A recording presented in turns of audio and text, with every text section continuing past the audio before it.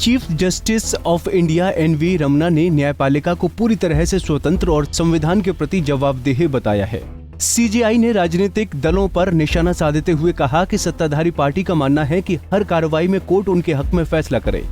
वहीं विपक्षी दल भी न्यायपालिका से अपने एजेंडे को बढ़ाने की उम्मीद करते हैं। बता दें कि बीते दिनों अमेरिका में कैलिफोर्निया के सैन फ्रांसिस्को में एसोसिएशन ऑफ इंडो अमेरिकन की तरफ से आयोजित एक सम्मान समारोह में सीजेआई ने अपनी बात रखते हुए कहा, न्यायपालिका एक स्वतंत्र अंग है जिसकी जवाबदेही सिर्फ संविधान के प्रति है, न कि किसी राजनीतिक दल या विचारधारा के प्रति। इसी के साथ आपको ले चलते हैं चीफ जस्टिस के उस कथन के ऊपर जब इस साल के अप्रैल महीने में उन्होंने कहा था कि जस्टिस ब्रेयर का कहना है कि न्यायाधीश का काम राजनीतिक नहीं है। मैं इस स्टेटमेंट से पूरी तरह से सहमत हूँ। एक बार जब हमने संविधान की शपथ ले ली और एक बार जब आप न्यायाधीश के रूप में काम करना शुरू कर देते हैं तो राजनीति अब प्रासंगिक नहीं रह जाती। उसके बाद सिर्फ ये संविधान है जो हमारा मार्गदर्शन करता है। इसके साथ ही आपको बता दें कि सीजेआई ने संस्थानों को लेकर जताई निराशा।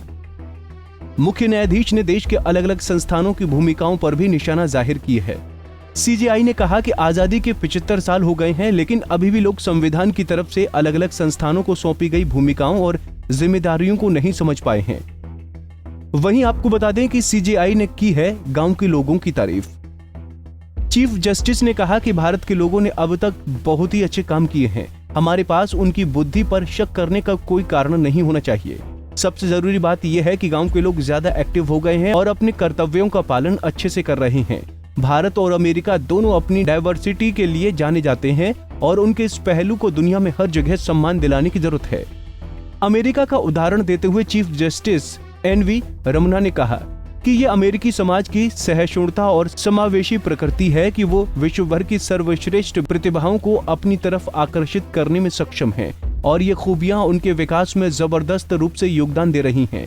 ये बातें और भी महत्वपूर्ण इसलिए हो जाती हैं क्योंकि विभिन्न बैकग्राउंड से योग्य प्रतिभाओं का सम्मान करना भी आत्मविश्वास बनाए रखने के लिए जरूरी होता है। इस पर आगे बात करते हुए चीफ जस्टिस एनवी रमना ने एक उदाहरण देते हुए कहा कि यदि आप घर में अपने माता पिता की शांति और भलाई का ख्याल नहीं रख सकते हैं तो ये आपके धन और स्थिति का क्या उपयोग है।